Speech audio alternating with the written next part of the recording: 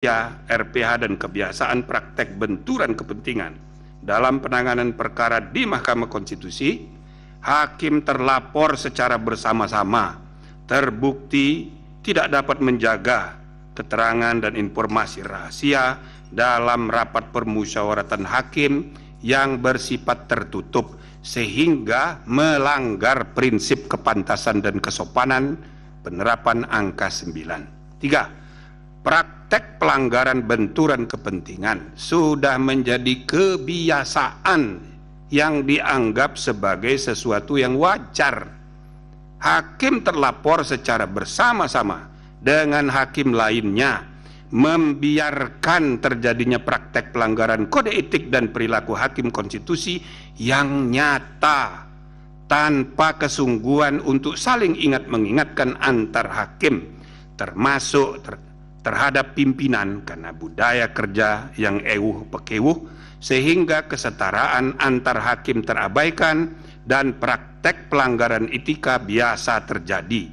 Dengan demikian hakim terlapor secara bersama-sama terbukti melanggar Sabta Karsa Utama, prinsip kepantasan dan kesopanan penerapan angka 1. Rekomendasi dianggap sudah dibacakan.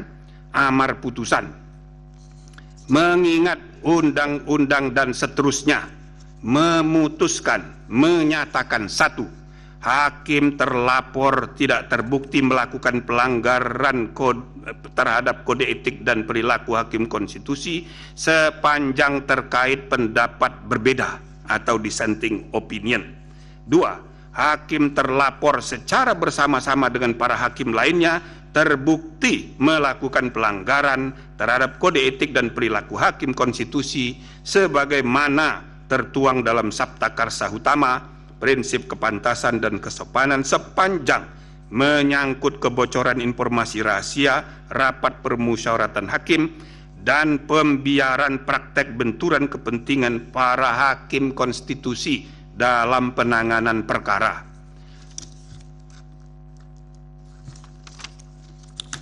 3. Menjatuhkan sanksi teguran lisan secara kolektif terhadap hakim terlapor dan hakim konstitusi lainnya.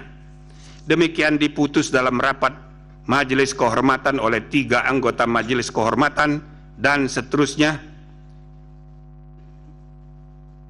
pada hari Jumat tanggal 3 bulan November tahun 2023 dan hari Senin tanggal 6 bulan November tahun 2023 dan diucapkan dalam sidang pleno Majelis Kehormatan Mahkamah Konstitusi pada hari Selasa tanggal 7 bulan November tahun 2023 selesai diucapkan pada pukul 17.06 oleh 3 anggota Majelis Kehormatan Konstitusi, yaitu Jimli Asidiki sebagai Ketua Merangkap Anggota, Wahiduddin Adam sebagai Sekretaris Merangkap Anggota, dan Bintan R. Saragih sebagai anggota.